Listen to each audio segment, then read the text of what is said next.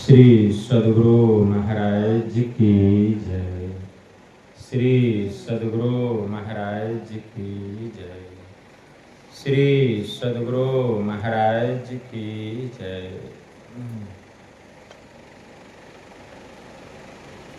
एक बार हम लोग आस्था और विश्वास के साथ बुलंद स्वर में गुरु महाराज का श्री जय घोष करें। श्री सद्गुरु महाराज की जय।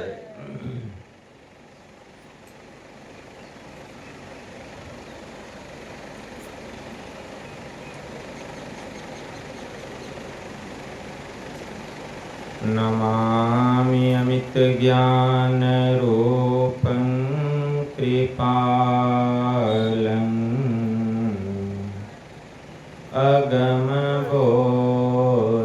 दाता सुबुद्धि निधि विशालम क्षमाशील यति धीर गंभीर ज्ञानम धर्म कील दृढ़ थीर समधीर ध्यानम जगत त्राणकारी आघारी उदारम भगत प्राण रूपं दया गुण अपारं नमो सतगुरुम ज्ञान दाता सुस्वामी नमामि नमामि नमामि नमामि नमामि नमामि नमामि नमामि महाराज सद्गुरु है राजन को राजा है जिनकी कृपा से सरे सर्व काजा भने में ही सोई परम गुरु नमामि नमामि नमामि नमामि नमामि नमामि नमामि नमामि नमामि। श्री सद्गुरु महाराज की जय। अव्यक्त रूप में परमाराध्य संत सद्गुरु महाराज के पावन कमल चरणों में बारंबार नमन।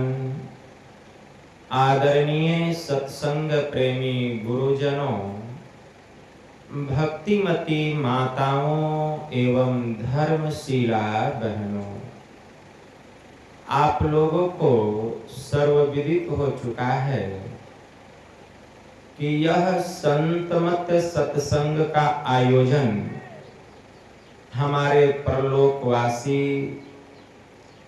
मनोज बाबू के स्थूल शरीर छूटने के उपरांत उस दिवंगत आत्मा के परम कल्याण के लिए घर परिवार के समस्त लोगों ने मिलजुल कर यह संत मत सत्संग का आयोजन किए हैं। इस संत मत सत्संग के द्वारा ज्ञान योग युक्त एकमात्र ईश्वर भक्ति का संदेश दिया जाता है, उपदेश दिया जाता है। प्रत्येक प्राणी मात्र को बोध कराया जाता है कि ज्ञान क्या है, योग क्या है, भक्ति क्या है, जीव क्या है, माया क्या है, ब्रह्म क्या है। इन सभी रहस्यमय बातों का ज्ञान सत्संग के माध्यम से यह जो जीव अबोध बना हुआ है, सत्संग श्रवण करते करते एक दिन वह सुबोध और परम ज्ञानी हो जाता है। अभी संत स्तुति और गुरु वंदना से पाठ का शुभारंभ हुआ। हम लोगों ने अति ही मनोयोग पूर्वक भक्ति युक्त ढंग से पाठ का श्रवण किया। तत्पश्चात श्री रामचरितमानस सार सटीक तृतीय सोपान अरण्य कांड से भी हम लोगों ने पाठ का श्रवण किया। पाठ के क्रम में भगवान श्री राम के मुखारविंद से माता सबरी को नौधा भक्ति का उपदेश करते हुए हम लोग श्रवण कर रहे थे। भगवान श्री राम ने माता सबरी को 9 प्रकार की भक्ति का उपदेश किए और अंत में उन्होंने क्या कहा? 9 मह एकहु जिन्हके होई, नारी पुरुष सचराचर कोई, सोई अतिशय प्रिय भामिनी मोरे, सकल प्रकार भगति दृढ़ तोरे। कि हे भामिनी, भामिनी किसको कहा गया? आप लोग शब्द कोश में देखेंगे, भामिनी का 2 अर्थ होता है। एक अर्थ होता है कर्कशा नारी, मतलब क्रोध करने वाली स्त्री, और दूसरा भामिनी का अर्थ होता है सुंदरी। लेकिन हम सभी लोग जानते हैं कि माता सबरी न तो क्रोध करने वाली स्त्री थी और न ही वह सुंदर थी। तो भगवान श्री राम ने माता सबरी को भामिनी कहकर क्यों संबोधित किया?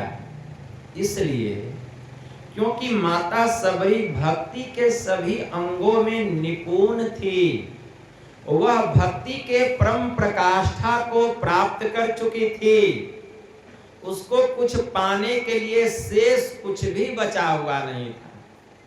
तो जो भक्ति के परम प्रकाष्ठा को प्राप्त कर लेते हैं, भगवान की दृष्टि में वे सुंदर कहलाते हैं। इसीलिए माता सबरी को भगवान श्री राम ने भामिनी अर्थात सुंदरी कह करके संबोधित किया कि ऐ सुंदरी मेरी बात सुन। अगर 9 प्रकार की भक्ति में एक भी प्रकार की भक्ति कोई करता है, एक भी प्रकार की, वह चाहे नर हो या नारी हो या नपुंसक ही क्यों न हो, हे भामिनी अर्थात हे सुंदरी, वह मुझे अतिशय प्यारा है। लेकिन तू तो 9 प्रकार की भक्ति में निपुण है, तू तो भक्ति के परम प्रकाष्ठा को प्राप्त कर चुकी है। तो जब माता सबरी 9 प्रकार की भक्ति में निपुण थी, भक्ति के परम प्रकाष्ठा को वह प्राप्त कर चुकी थी, तो प्रभु श्री राम को 9 प्रकार की भक्ति का उपदेश करने का माता सबरी के सामने क्या जरूरत आन पड़ी? प्रश्न उठता है, जिज्ञासा होती है।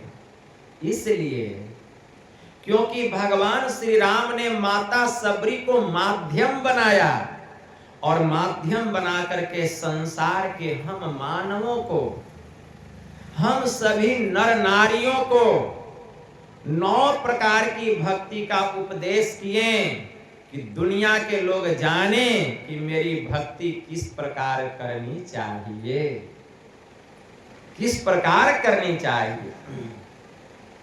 तब भगवान श्री राम ने कहा, क्या कहा कि ऐ सबरी, प्रथम भगति संतन कर संगा। मेरी पहली भक्ति है संतों का संग करो, संतों का संग करो। अब विचार कीजिए कि संत का संग करना है, लेकिन संत कहते किसको हैं? पहले यह जानना पड़ेगा कि संत किसको कहते हैं। चोला बदल लेने से कोई संत नहीं होते हैं। संत की पहचान जो है वेशभूषा से नहीं होती है। भेष कैसा भी हो, अगर ऊंचा ख्याल है, दिन बाहर से दिखे भीतर से मालो माल है। कोई कहता भिक्षु है, अरे कोई कहे कंगाल है, अरे गुदरी पहने उसके गुदरी में लाल है। ऐसे होते हैं संत, गुदरी का लाल। तो संतों की पहचान वेशभूषा से नहीं होती है। अगर डकैत भी साधु का भेष बना ले तो क्या वह संत हो जाएगा? आपको पहचान है? एक चोर आए असाधु का भेष बना करके मंच पर बैठ जाए तो लोग उसको भी पूजने लगेंगे, लेकिन पहचान नहीं है। तो यही मैं बतलाना चाह रहा हूं कि संतों की पहचान क्या है, संत कहते किसको हैं, पहले यह जानना पड़ेगा। महोपनिषद में बड़ा अच्छा मंत्र आया, भिद्यते हृदय ग्रंथि छिद्यन्ते सर्व संशया क्षीयन्ते चास्य कर्माणि तस्मिन् दृष्टि परावरे।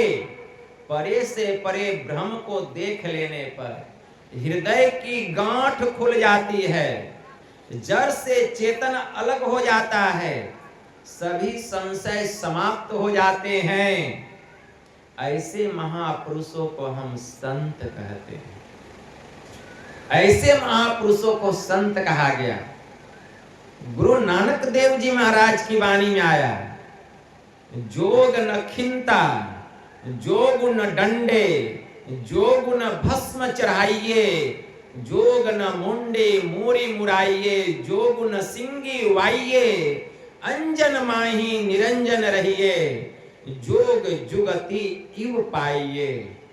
गल जोगु न होई एक दृष्टि करी सम सरी जाने, जोगी कहिए सोई।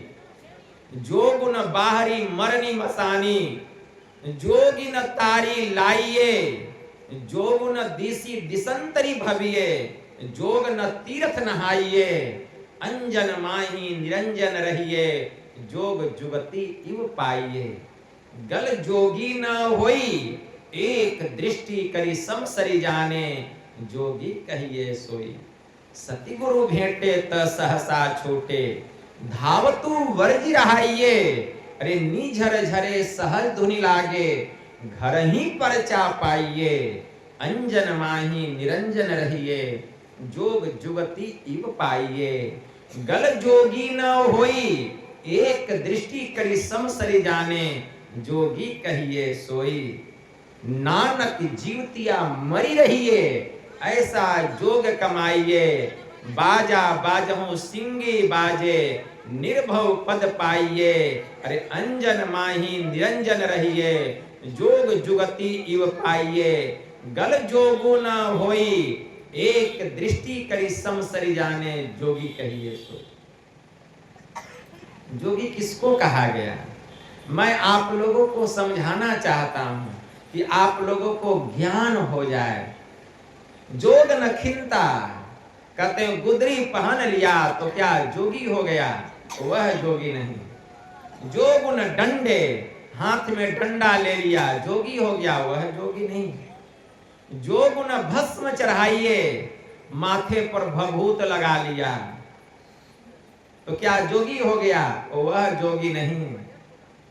जोग न मुंडी मूरी मुराइए, जोग न सिंगी वाइये, बाल दाढ़ी बढ़ा लिया, गिरवा वस्त्र पहन लिया, जोगी हो गया? वह जोगी नहीं। बाल दाढ़ी मुड़ा लिया, अब मेरी तरह उजला कपड़ा पहन लिया तो क्या वह जोगी हो गया?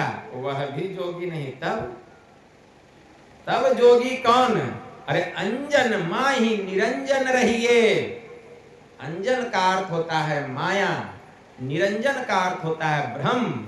इस संसार रूपी माया में रह करके जिसने निरंजन ब्रह्म को जान लिया, पहचान लिया, वही जोगी है। इसके लिए गल जोगु न होई, घर घर गप मारने वाला जोगी नहीं। एक दृष्टि करी समसरी जाने, जोगी कहिए सोई। जिसने की योगिक क्रिया के द्वारा दृष्टि की दोनों धारों को एक करके सुषुम्ना में स्थिर किया, जिसके अंदर का अंधकार फट गया, जो अंधकार से प्रकाश मंडल में चला गया, वह जोगी की श्रेणी में आ गया। ऐसे भी महापुरुषों का संग हो जाए, यही परमात्मा की पहली भक्ति है। यही परमात्मा की पहली भक्ति है। संत कबीर साहब ने बड़ा अच्छा कहा। संत कबीर साहब कहते हैं, संत कबीर साहब क्या कहते हैं? संत कबीर साहब कहते हैं कि संत सब नहीं होते हैं। संत सब नहीं होते हैं। संत कौन होते हैं? संत किसको कहा गया? वे कहते हैं उदर समाता अन्न ले, तन ही समाता चीर, जीकर फारी कफनी करे, ताका नाम फकीर। फकीर कहिए, संत कहिए, सेंट कहिए। इंग्लिश में सेंट कहते हैं, फारसी में फकीर कहते हैं, और उसी को हम लोग हिंदी में संत कहते हैं। एक ही बात है, एक ही बात है। ऐसे महापुरुषों को हम संत कहते हैं। ऐसे महापुरुषों का संग होना चाहिए। लेकिन ऐसे महापुरुषों की पहचान बहुत दुर्लभ है, बहुत दुर्लभ। मिल भी जाते हैं तो हम उनको पहचान नहीं पाते हैं। अगर ऐसे महापुरुष मिल भी जाते हैं तो हम पहचान नहीं पाते हैं, क्योंकि हमारे पास वैसी दृष्टि नहीं है, वैसी दृष्टि नहीं है।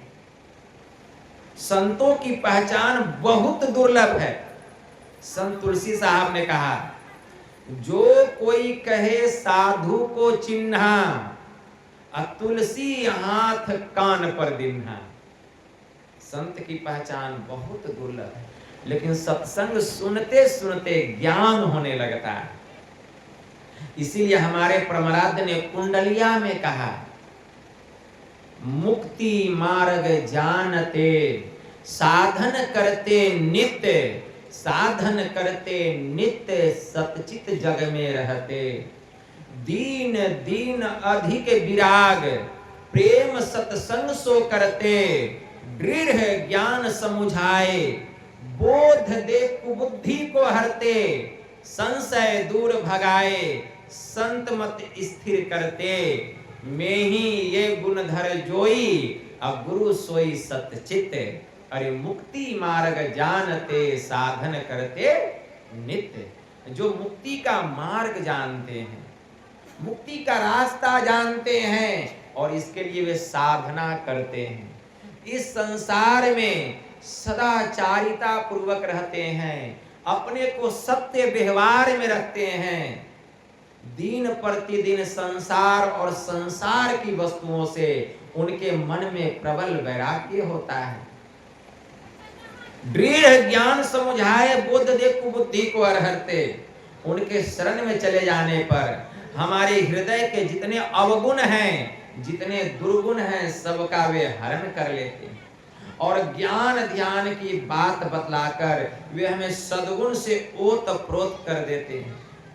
अगर इस तरह के महापुरुष अगर मिल जाएं तो उनके चरणों में अपने को आत्मसमर्पित कर देना चाहिए। मुक्ति मार्ग जानते साधन करते, यही संतों की पहचान है।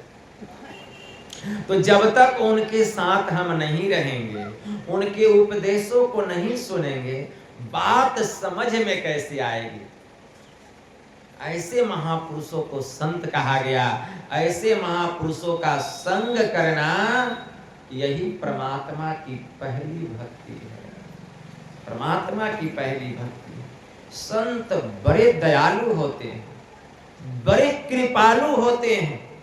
हमारे परमाराध्य कहने की कृपा किए कि सच्चे संत का दर्शन और परमात्मा का दर्शन सम है, बराबर है।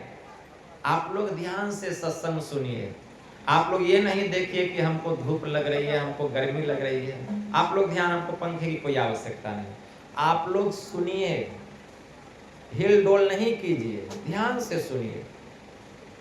मैं कह रहा था कि सच्चे संत का दर्शन और परमात्मा का दर्शन सम है, बराबर है। ऐसा विश्वास जिनके हृदय में है वे तेज भाग्य वाले। हमारे गुरु महाराज ऐसा कहा करते थे। इसीलिए गोस्वामी जी ने भी लिखा, जब द्रवहि दीन दयाल राघव साध संगति पाइए, जेहि दरस परस सगमादिक पाप राशि नसाइए। जब परम पिता परमात्मा की बहुत दया होती है, बहुत कृपा होती है, जब हमारा पुण्य बहुत जमा हो जाता है, तब उस पुण्य के प्रताप से संत का दर्शन होता है और उनके दर्शन से पाप जो है वो भाग जाता है। जैसे आग के समीप जाने पर जारा भाग जाता है, वैसे ही संतों के समीप जाने पर क्या होता है? पाप जो है वह भाग जाता है। अभी आप सत्संग सुन रहे हैं, मन कितना पवित्र हो रहा है। तो जे ही दरस परस सगमादिक पाप राशि नसाइए, यह है संतों के समीप जाने का फल। तो यह तत्काल फल देखने में आता है। मज्जन फल देखिए तत्काला, काक होई पिक बकौ मराला। सुनी आचरज करे जनी कोई, असत संगति महिमा नहीं कोई। गोस्वामी जी ने मानस में लिखा, विधि निषेध मैं कलिमल हरणी, कर्म कथा रवि नंदनी वरणी। गोस्वामी जी लिखते हैं तो संतों की संगति का बहुत बड़ा फल मिलता है, बहुत लाभ मिलता है। भगवान शिव जी माता पार्वती से कहते हैं कि हे उमा, भगवान शिव जी कहते हैं, गिरिजा संत समागम समन लाभ कछुआन, बिनु हरि कृपा न होई सो गावही वेद पुराण। मतलब संतों के दर्शन के बराबर, संतों के दर्शन के बराबर इस दुनिया में कोई दूसरा लाभ नहीं। और अगर उनका दर्शन नहीं हुआ तो इससे बड़ी कोई दूसरी भारी हानि नहीं है। यही सबसे बड़ा लाभ है। इसलिए संत कबीर साहब ने कहा, मैं आन परी चोरन के नगर, असत्संग बिना जियरा तरसे। इस सत्संग में लाभ बहुत है, तुरंत मिलावे गुरु से। सबसे बड़ा लाभ है। सत्संग सुनते सुनते संत सद्गुरु मिलते हैं, लेकिन हम लोग चोर के नगर में बस गए हैं। संत कबीर साहब ने कहा, मैं आन परी चोरन के नगर, असत्संग बिना जियरा तरसे। चोर का नगर किसको कहा गया? चोर चोरी कब करता है जी? उजाला में कि अंधेरा में? चोर चोरी कब करता है? अंधेरा में करता है। तो अभी तो उजाला है। तो मैं आन परी चोरन के नगर, मतलब हम सब चोर के नगर में बसे हुए हैं। चोर का नगर कहाँ है? आप जहां हैं। आप कहाँ हैं? आप कहाँ हैं? तो आप कहेंगे बाबा इस पंडाल में हम बैठे हुए, यही ना कहेंगे, हम सत्संग में बैठे हुए हैं, पंडाल में बैठे हुए नहीं, आपका शरीर यहां बैठा हुआ है, आप यहां नहीं बैठे हैं, आपका शरीर बैठा हुआ है, आप नहीं बैठे हुए हैं। आप कहां बैठे हुए हैं पता है? आप इस शरीर के भीतर में हैं, शरीर के भीतर में हैं। शरीर के भीतर में कहां पर हैं? शरीर के भीतर में कहां पर हैं? शरीर के भीतर में जीव का वासा कहां है? दोनों आंखों के मध्य में, दोनों आंखों के मध्य में। तो शरीर के भीतर में आप हैं, तो बाहर के चीज को आंख खोल करके देखते हैं। अब भीतर का चीज देखना हो तब आंख बंद करना पड़ेगा। तो सब लोग आंख बंद कीजिए, क्या दिखाई देता है? आंख बंद करने पर अंधकार। यही चोर का नगर है, यही चोर का नगर है। इसी अंधकार में, इसी अंधकार में जीव पड़ा हुआ है। इसी अंधकार में भगवान शिव जी ने ब्रह्मोपनिषद में कहा, जाग्रते स्वप्ने तथा जीवो गच्छत्या गच्छते पुनः नेत्र अस्थम जागृत्रम विद्या कंठे स्वप्नम समाविशेत सुसुप्तम हृदय अस्थम तु तुर्ये मूर्धनि संस्थितम। जागृत, स्वप्न और सुसुप्ति, ये तीन अवस्थाओं में जीव बराबर आता है और जाता है। जागृता अवस्था में जीव का वासा आज्ञा चक्र 10वें द्वार में, स्वप्न में कंठ में जीव ससर के चला आता है, और गहरी निद्रा में, बेहोशी में जीव का वासा हृदय में। तो ये तीन अवस्थाओं में जीव बराबर आता जाता है। अभी हम जगे हुए हैं शरीर रूप में, तो जीव कहाँ है? 10वें द्वार में है। आंख बंद करते हैं, वहां अंधकार है, वहां अंधकार है। गुरु जुक्ति बतलाते हैं, योगिक क्रिया के द्वारा ध्यान करते करते जब दृष्टि की दोनों धार वहां मिलेगी, तब पर्दा खुलेगा, तब पर्दा खुलेगा, तब अंधकार का मंडल फटेगा, तब यह जो जीव सोया हुआ है जग जाएगा, अंधकार से प्रकाश मंडल में चला जाएगा। तीन अवस्थाओं को पार करके चौथी अवस्था में जाएगा। अभी तो हम सोए हुए हैं, जगे हुए कहां हैं? भगवान शिव जी ने कहा, माया शक्ति लाटस्य अग्रभागे व्योमा अंबुजे तथा नाद रूपा पराशक्तिरे ललाटस्य तो मध्य में भागे बिंदुर्मय शक्ति ललाटस्य प्राम सके बिंदु मध्य च जीवात्मा सूक्ष्म रूपेण वर्तते। भगवान शिव जी कहते हैं, हे ब्रह्मा जी, ललाट के अग्रभाग में माया शक्ति परमात्मा विराजमान है। ललाट के सबसे ऊपरी भाग में माया शक्ति परमात्मा विराजमान।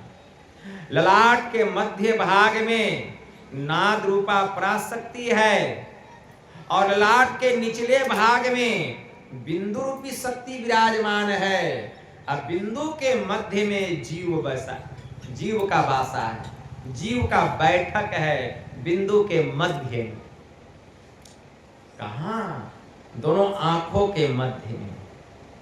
तो यही है चोर का नगर। जब हम आंख बंद करते हैं तो अंधकार दिखाई देता है। तो इसी अंधकार में हम हैं, इसी अंधकार में हैं। यही है चोर का नगर। आंख बंद करने पर भीतर में जो अंधकार दिखाई देता है। चलिए, ये बात समझ में आ गई। अब चोर कौन है? चोर कौन है? चोर न चोरी करेगा। हमारी जो इंद्रियां है यही चोर है। हमारी जो इंद्रियां है यही चोर है। हमारी कितनी ज्ञान इंद्रियां है? 5। कर्म इंद्रियां भी 5। तो ज्ञान इंद्रियां 5 कौन कौन? आंख, कान, नाक, जिह्वा और चमड़ा, ये पांचों ज्ञान इंद्रियां ही चोर है। जब तक जीव अंधकार में रहेगा ये ज्ञान इंद्रियां चोरी करेगी। मतलब इस आंख से जो नहीं देखना चाहिए सबसे छुपा करके देखते हैं। चोरी हुआ कि नहीं हुआ? चोर किसको कहा गया? जो सबसे छुपा के कोई काम करे उसी को हम चोर कहते हैं। जो सबसे छुपा के काम करे उसी को ना चोर कहते हैं। तो आंख से जो नहीं देखना चाहिए सबसे छुपा करके लोग देख लेते हैं, तो आंख चोर हो गया। कान से जो नहीं सुनना चाहिए सबसे छुपा करके, कहीं कोई मेरी निंदा तो नहीं कर रहे हैं, दीवार में कान सटा करके सुनते हैं, तो कान चोर हो गया। नासिका से जो सुगंध दुर्गंध नहीं लेना चाहिए वही लेते हैं, छुपा के, नासिका चोर। जिह्वा से जो स्वाद नहीं लेना चाहिए, जो नहीं खाना पीना चाहिए, सबसे छुपा के खा पी लेते हैं, जिह्वा चोर। चमड़ा से जो स्पर्श नहीं करना चाहिए सबसे छुपा करके करते हैं, तो ये चमड़ा भी चोर हो गया। तो यही हमारी जो 5 ज्ञान इंद्रियां यही चोर है। और यह चोरी करती है कब? जब तक जीव अंधकार में रहता है।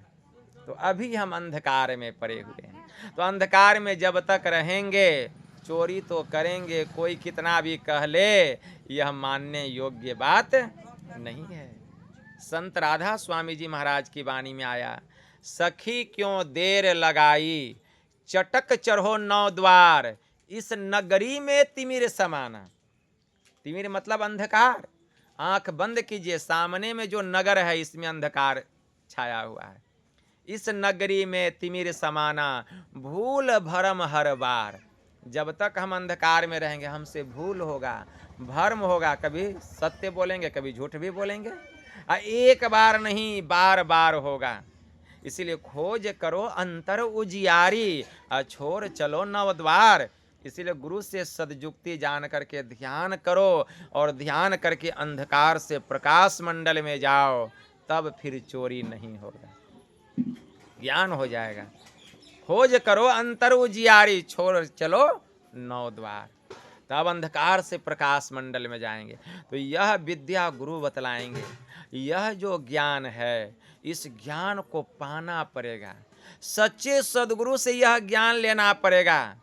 आप बाहर में कहीं चले जाइए, बस मोटी ही भक्ति मिलेगा, मानस जप मानस ध्यान, इसके आगे और कुछ नहीं है। हम बहुत जगह घूम करके देख चुके हैं। दृष्टि साधना और नदानुसंधान की साधना यह ब्रह्म विद्या है। ब्रह्म विद्या कहाँ मिलता है भाई? ये तो कोई सच्चे संत सदगुरु रूपी बादशाह के जब शरण में जाएंगे तब यह ब्रह्म ज्ञान मिलेगा, तब यह ब्रह्म विद्या मिलेगा, तब हम अंधकार से प्रकाश मंडल में जाएंगे। तो यह भेद गुरु बतलाते हैं, संत सदगुरु बतलाते हैं। तो यह ज्ञान लेना पड़ता है, और ज्ञान लेकर के जीते जी जीवन काल में साधना करके मुक्ति को प्राप्त करना पड़ता है। क्योंकि मरने के बाद किसी को मुक्ति नहीं मिलता है, किसी को मरने के बाद मुक्ति नहीं मिलता है, मुक्ति तो जीते जी मिलता है। भगवान शिव देवों के देव महादेव कहलाते हैं।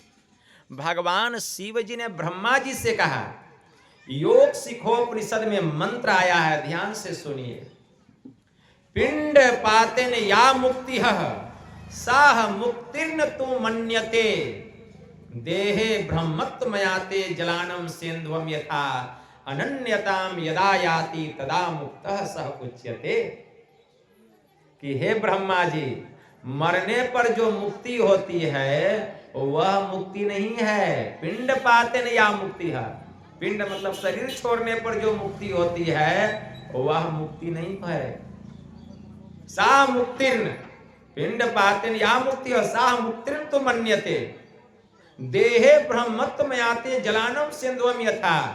कहते हैं जैसे नमक पानी में घुलकर एक में एक हो जाता है, उसी प्रकार योगिक क्रिया के द्वारा ध्यान करते करते, गुरु से ज्ञान लेके ध्यान करते करते, जब यह जीवात्मा परमात्मा में मिलकर के एक में एक हो जाता है। उस दशा में जीव को मुक्ति होती है, और यह मुक्ति जीवन काल में होती है, मरने के बाद नहीं होती है। अनन्यताम यदा याति तदा मुक्तः स उच्यते। मतलब यह मुक्ति जीवन काल में होती है, मरने के बाद नहीं होती है।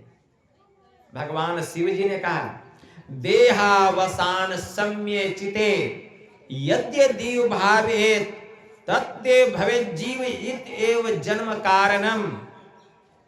देह परित्याग के समय चित्त में जैसी जैसी भावनाएं जीव करता है, वही वही वह होता है। शरीर छोड़ने के समय आप जैसा जैसा मन में भाव लाइएगा, उसी प्रकार का शरीर आपको मिलेगा मरने के बाद। इसीलिए भावना उत्तम होना चाहिए।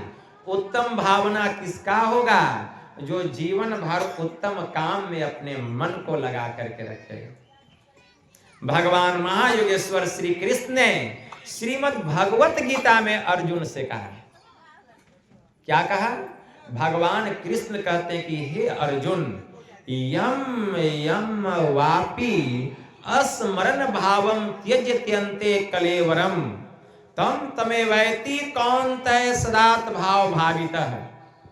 कि हे अर्जुन, जीवन भर जो व्यक्ति जिस काम में अपने चित्त को लगा करके रखता है, अंत काल में उसी का स्मरण होता है। अगर जीवन भर अगर कोई अपने चित्त को स्त्री में लगा करके रखेगा, तो अंत समय में उसको स्त्री का ख्याल आएगा।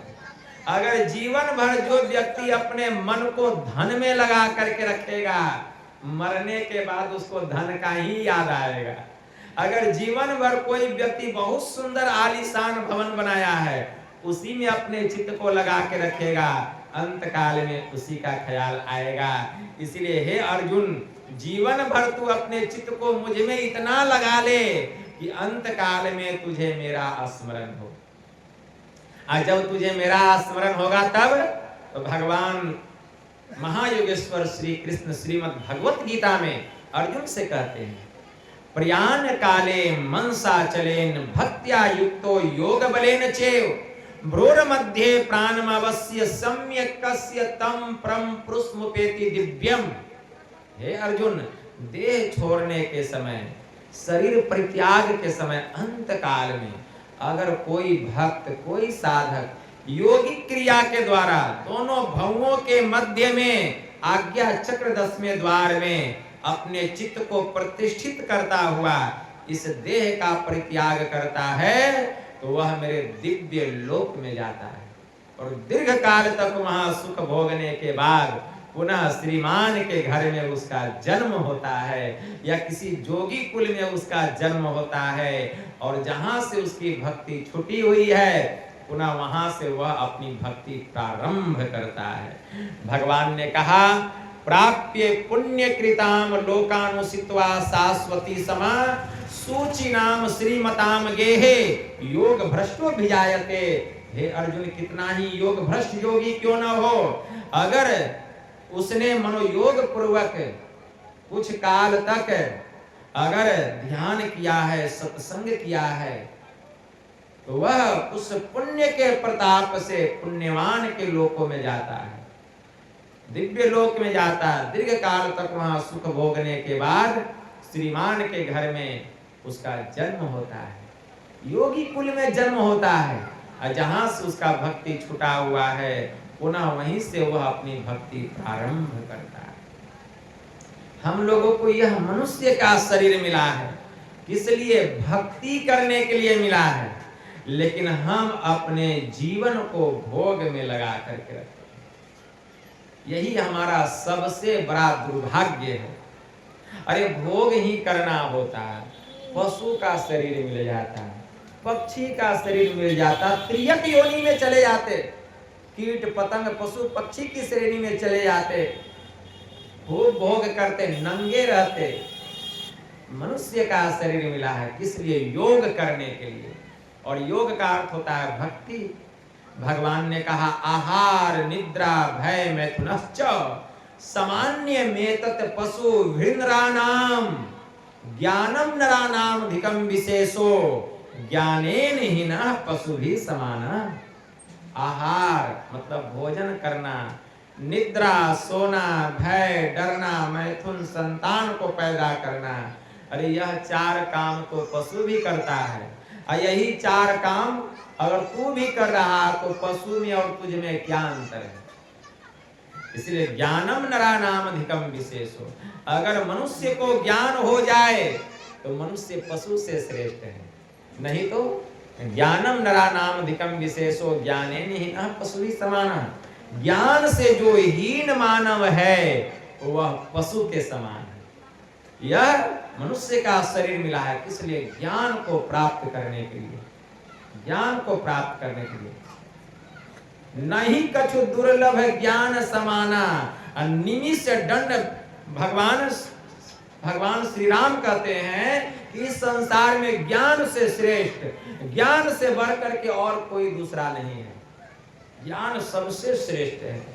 ज्ञान को प्राप्त करना चाहिए, ज्ञान को प्राप्त करना चाहिए। एक भक्त होते हैं कौन? आर्त, दूसरे अर्थार्थी, और तीसरे जिज्ञासु, और चौथे ज्ञानी। अज्ञानी भक्त जो है हमको प्राण के समान प्यारे हैं, भगवान श्री राम ने कहा। ज्ञानी भक्त कौन होते हैं? संत होते हैं। ज्ञान कहाँ होगा? इसी शरीर में होगा। भक्ति कहाँ होगा? इसी शरीर से होगा। धर्म ते वीरति योग ते ज्ञाना, अज्ञान मोक्ष प्रद वेद बखान। ज्ञान जो है यह मुक्ति को देने वाला है। ज्ञान को प्राप्त कीजिए, ज्ञान को पाना पड़ेगा। इसके लिए ध्यान करना पड़ेगा। बिना ध्यान का ज्ञान होता है? भगवान बुद्ध कहते हैं, अय भिक्षुओं ध्यान कर, ध्यान कर, कहीं बेपरवाही के बदले तुझे नरक में आग का धधकता हुआ गोला मुंह में न निगलना पड़े, और जलते समय चिल्लाकर यह न कहना पड़े कि हाय यह दुख है। अरे ज्ञान बिना ध्यान नहीं, अध्यान बिना ज्ञान नहीं है। जिसमें ज्ञान और ध्यान दोनों है वही निर्वाण के समीप है। और भगवान बुद्ध ने यह गाथा कही, नथी झानम अपयस्पैया, नथी अझायतो यमहि झान अच पैया, च सवे निब्बान संति के। प्रज्ञा विहीन को ध्यान नहीं होता, ध्यान नहीं करने वाले को ज्ञान नहीं होता। जिसमें ज्ञान और ध्यान दोनों है वही निर्वाण के समीप है, वही मुक्ति के समीप। भगवान बुद्ध ने कहा, ऐ भिक्षुओं अत्ता ही अत्तनो नाथो, कोई नाथो परोसिया, अत्ता व सुदंते नाथम लभते दुर्लभम। मनुष्य अपना स्वामी, अपना मालिक आप है, उसका मालिक दूसरा कौन हो सकता है? जो अपने को खूब काबू में रखता है, संयम में रखता है, ब्रह्मचर्य व्रत का पालन करता है, एक दिन वही दुर्लभ मालिक को प्राप्त करता है। और वह दुर्लभ मालिक कौन है? परमात्मा। यही बात भगवान बुद्ध ने कहा, और यही बात भगवान महावीर ने भी कहा।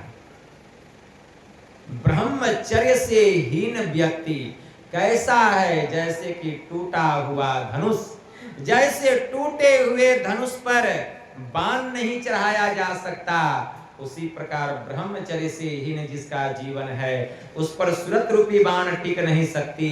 निशाना कहां से लगेगा?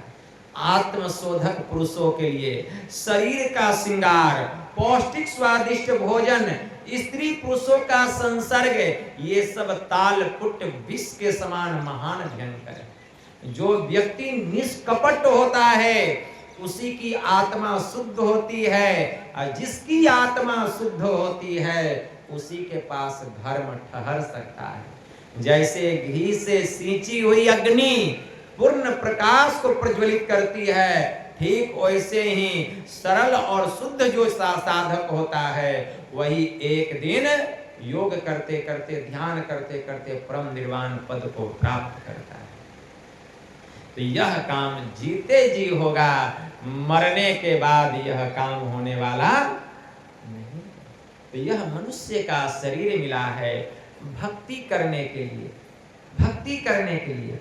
एक राइटर ने बड़ा अच्छा लिखा, if wealth is going nothing going, if health is going something is going, but if character is going everything is going. कहें कि अगर धन चला गया तो क्या गया? कुछ भी नहीं गया।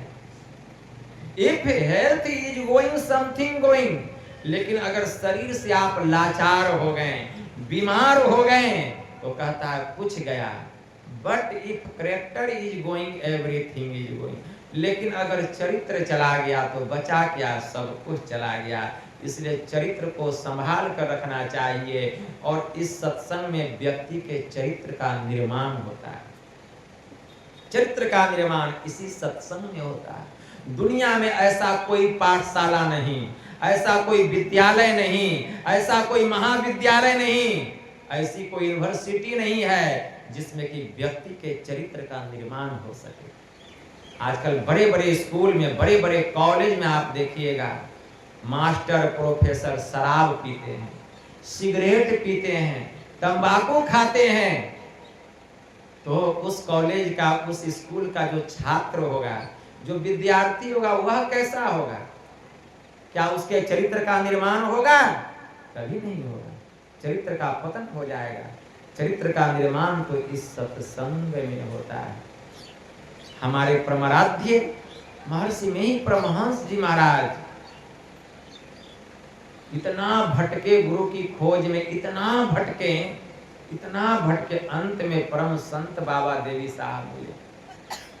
बहुत भटके, इतना प्रबल वैराग्य था गुरु महाराज को। पिताजी रामचरितमानस पढ़ते थे, सुनते थे, इनके आंख से आंसू टप टप करता था। 4 जुलाई 1904 ईस्वी का दिन था।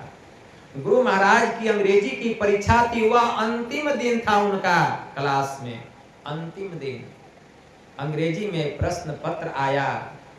क्या प्रश्न पत्र था? Quote from memory the poem builders and explain it in your on English. अर्थात अपने स्मरण शक्ति से बिल्डर्स नामक पद की व्याख्या अंग्रेजी में करें। गुरु महाराज के मन मस्तिष्क में हुआ। बिल्डर्स का अर्थ होता है निर्माण करता। परमात्मा से बड़े निर्माण करता दूसरे कौन हो सकते हैं? इसलिए हमारे परमाराध्य ने 4 पंक्ति अंग्रेजी में लिखी। For the structure that we raise, time is with materials filled, our todays and yesterdays are the blocks with which we build. अर्थात हमारा जीवन सुकर्म और कुकर्म रूपी ईंटों से नित्य प्रतिदिन बनता है और बिगड़ता है। जो जैसा कर्म करता है उसका जीवन ठीक वैसा ही बन जाता है। इसलिए समय की सदुपयोगिता ईश्वर की भक्ति और सत्संग में है। इसलिए ईश्वर की भक्ति रूपी श्रेष्ठ ईंटों से हमें अपने जीवन मंदिर रूपी छत की दीवार का निर्माण करना चाहिए। और हमारे परमाराध्य ने लास्ट में, अंत में उत्तर पुस्तिका पर मानस की यह चौपाई लिखी। देह धरि कर यही फल भाई, अब भजिए राम सब काम बिहाई। यह मनुष्य का शरीर मिला है, सभी प्रकार की कामनाओं से अपने मन को हटाकर ईश्वर की भक्ति कीजिए। इसके लिए पक्के और सच्चे संत सदगुरु के शरण में जाइए। हमारे परमाराध्य ने कहा, जब तक सच्चे और पक्के संत सदगुरु नहीं मिल जाते, लाख सिर पटकते रह जाओगे, नाक रगड़ते रह जाओगे, अंतर के असली मार्ग का पता चलने वाला है। परमात्मा के पास जाने वाला मार्ग यह ज्ञान संत मत में बतलाया जाता है। परमात्मा के पास जाने का रास्ता कहीं बाहरी दुनिया में नहीं है, इसी शरीर के भीतर में है। यह कला, यह मर्म, यह भेद संत सदगुरु बतलाते हैं। शास्त्रों में ज्ञान छिपा हुआ है, शास्त्रों में ज्ञान भरा हुआ है। भेद यह गुप्त पाना किसी ग्रंथ से है असंभव, समझ लो किसी संत से। संतों की शरण में जाना पड़ेगा। भगवान महायोगेश्वर श्री कृष्ण ने अर्जुन से कहा कि हे अर्जुन, तद्विधि प्राणिपातेन परिप्रश्नेन सेवया उपदेशयन्ति ज्ञानम उपदेशयन्ति ते ज्ञानम ज्ञानिन अश्व तत्वदर्शिनः। तत्वदर्शी महापुरुषों के शरण में जा, उनको दंडवत प्रणाम कर, कुछ दिनों तक उनकी खिदमत कर, गुलामी कर, चाकरी कर। जब तेरी सेवा से वे प्रसन्न हो जाएंगे तब वे तुझे आत्मा का रहस्य बतलाएंगे, वह ब्रह्म ज्ञान बतलाएंगे, ब्रह्म विद्या बतलाएंगे। और उस रहस्य को जानकर जब तू ध्यान करेगा तो पहले तुझे अपने स्वरूप का ज्ञान होगा, तदंतर मेरे स्वरूप की पहचान होगी, और तू सदा के लिए दुखों से छूट जाएगा। अर्जुन, तेरा परम कल्याण हो जाएगा। इसलिए अर्जुन, मैं बार बार कहता हूँ, सर्वधर्मान परित्यज्य मामेकम शरणम वज्र अहम त्वा सर्व पापेभ्यो मोक्षयिष्यामि मा शुचः। कि हे अर्जुन, सभी धर्मों को छोड़कर तू मेरी शरण में आ जा। मैं तुझे सत्य कहता हूँ, मैं तुझे सभी पापों से मुक्त कर दूंगा। मैं तेरा उद्धार न कर दूं तो फिर तू कहे। भगवान के शरण में जाना पड़ेगा, भगवान के शरण में अपने को सरेंडर करना पड़ेगा। कैसे? इसके लिए संतों के शरण में जाना पड़ेगा। इसलिए भगवान श्री राम कहते हैं, प्रथम भगति संतन कर संगा। तो जब तक संतों के शरण में नहीं जाएंगे, प्रभु के चरणों में हम सरेंडर नहीं हो सकते हैं, समर्पित नहीं हो सकते। संतों के शरण में जाना पड़ेगा। सदगुरु से सदयुक्ति जान करके भक्ति करनी पड़ेगी। ज्ञान की बात तो बहुत है, मैं तो ये थोड़ा सा भूमिका मैंने बनाया। अभी 9 प्रकार की भक्ति है। दूसरी रति मम कथा प्रसंगा गुरुपद पंकज सेवा। तीसरी भगति अमान। चौथी मम गुण गण करई कपट तजिगान। मंत्र जाप मम दृढ़ विश्वासा। पंचम भजन सो वेद प्रकाशा। छठ दम शील विरति बहु कर्मा। यह सूक्ष्म भक्ति है। निरत निरंतर सज्जन धर्मा। सातम सम मोहिमय जग देखा। मोते संत अधिकरि लेखा। यह सब साधना है। आठम जथा लाभ संतोषा। सपने हो नहीं देखई परदोषा।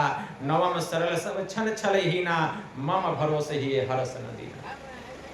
9 मह एकम जिनके होई। नारी पुरुष सचराचर कोई।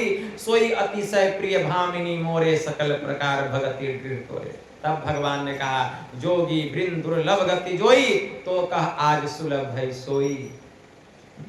अगर हम पूरी भक्ति का बखान करेंगे, दिन खत्म हो जाएगा, रात्रि खत्म हो जाएगी, लेकिन उसका बखान नहीं हो सकेगा। मोटा मोटा मैं आप लोगों को सुना रहा हूं। दूसरी भक्ति है जो संत सद्गुरु उपदेश करें, उनके उपदेशों में, कथाओं में रति करना, प्रेम करना, यह दूसरी भक्ति है।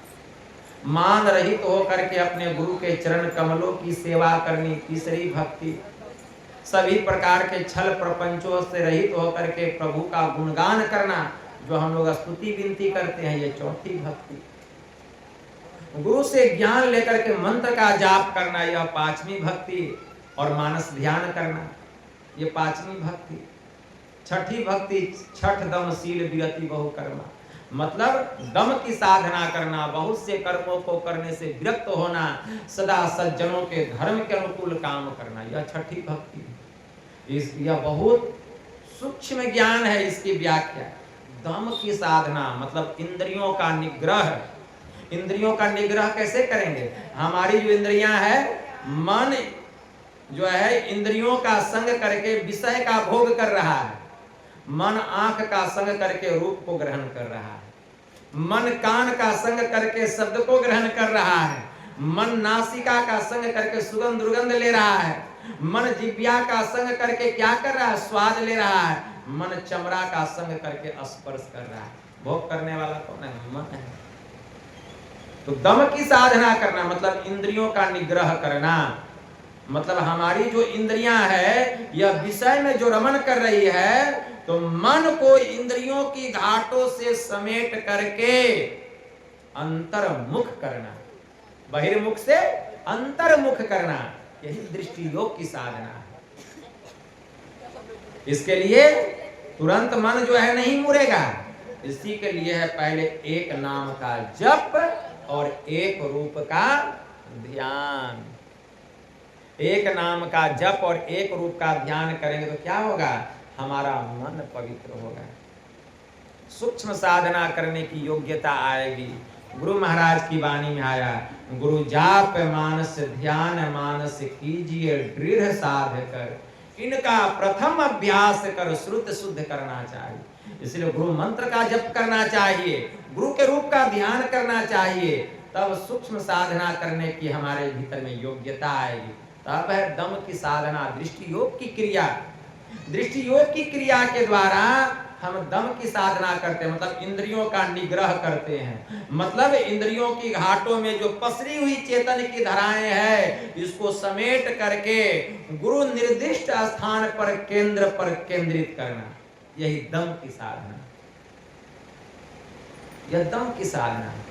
इसके लिए दोनों आंख बंद करके सामने में जो अंधकार है, उसी अंधकार में ख्याल से देखना पड़ता है, सिमटी हुई निगाह से देखना पड़ता है। कहां देखना है, गुरु बतलाते हैं। देखते देखते मन भागता है, मन को समेट समेट करके वहां लगाना पड़ता है। लगाते लगाते गुरु की कृपा होती है, दृष्टि की दोनों धार वहां जाकर के मिलती है। दो नैना बीचो बीच सन्मुख, एक टक देखत रहो, आप ही वह बिंदु झल के पट गिरा निरखत रहो। तब होता है, दृष्टि की दोनों धार जाकर के मिलती है। दृष्टि योग अभ्यास अति ही करत, कंपनी सहज ही छुटे, प्रौढ़ होवे सुरत, तिल दरवाजा टूटे नजर की जोर से, अरे हारे में ही लगे टक टकी खूब जोर बर जोर से। साधन में पगी जाए अति ही गंभीर हो, या तन शुद्धि रही नहीं रहे धीर बलवीर सो, सांझ भोर दिवस रहन कछु जानत नाही, अरे हारे में ही बाहर जरवत रहे माही चेतन सहित। गुरु महाराज की वाणी में आया, ज्योति मंडल की सैर झकाझक झांकिए, तिल डिग जुगनू ज्योति टकाटक टाकिए, होत बिजू जियार नजर थिर न रहे, अरे हारे में ही सुरत कांपती रहे ज्योति दृढ़ क्यों गए। दृष्टि की दोनों धार मिलेगी, अंधकार का मंडल फटेगा, ब्रह्म ज्योति का प्रकाश होगा, आपके भीतर की दिव्य दृष्टि खुल जाएगी, दिव्य चक्षु खुल जाएगी, और उस दृष्टि से पूरे ब्रह्मांड को आप देखें। कहां देखना, America, New Zealand, Thailand, Norway, Sweden, रूस, चाइना, स्वर्ग लोक, पाताल लोक, नरक लोक, जिधर आप उस दृष्टि को लगाएंगे उधर का दृश्य आपके सामने आ जाएगा। यह ब्रह्म विद्या है। दृष्टि की जब तक दोनों धार नहीं मिलेगी, भीतर का दिव्य चक्षु नहीं खुलेगा। इसी के लिए दृष्टि योग की क्रिया, यही है दम की साधना। इसके द्वारा मन का पूर्ण सिमटाव होता है, मन पूरा पूरा बस में होता है। तो यह ब्रह्म विद्या सब जगह नहीं मिलता है, सच्चे सदगुरु के शरण में मिलता है। तो ज्ञान बहुत है, लेकिन मैं विशेष आप लोगों को नहीं सुनाऊंगा, ज्यादा सुनाएंगे बात जो है हृदय से निकल जाएगा, ठीक है ना। इसलिए इसको हृदय में धारण कीजिए। और मैं फर्स्ट बार इस स्थान में आया, यह ज्ञान आप लोग सुने, यह बहुत पवित्र ज्ञान है, और आप लोग बड़े पुण्यात्मा हैं जो आप लोगों का ऐसा सौभाग्य मिला। तो मैं यही थोड़ा सा आप लोगों की सेवा में कहा, ज्ञान की बात बहुत है, लेकिन यही थोड़ा सा आप लोगों की सेवा में कहा। बस इतना ही कहकर मैं अपनी वाणी को यहीं विराम देता हूँ। यह संत मत सत्संग का आयोजन हमारे परलोकवासी मनोज बाबू, जो कि उनके सुपुत्र हरिओम हैं, मुकेश जी हैं, भूपेंद्र जी हैं, और उनके छोटे भाई मंटू जी हैं, घर परिवार के समस्त लोगों ने मिलजुल करके यह संत मत सत्संग का आयोजन किए हैं। मैं गुरु महाराज से प्रार्थना करता हूँ कि ऐसे पवित्र आत्मा को गुरु महाराज अपने शरण में शरणागत करें, और पुनः उनको मनुष्य का शरीर प्रदान करें, कि जहाँ से उनकी भक्ति छूटी हुई है वहाँ से वो अपनी भक्ति प्रारंभ करें। बोलिए प्रेम से श्री सद्गुरु महाराज की जय।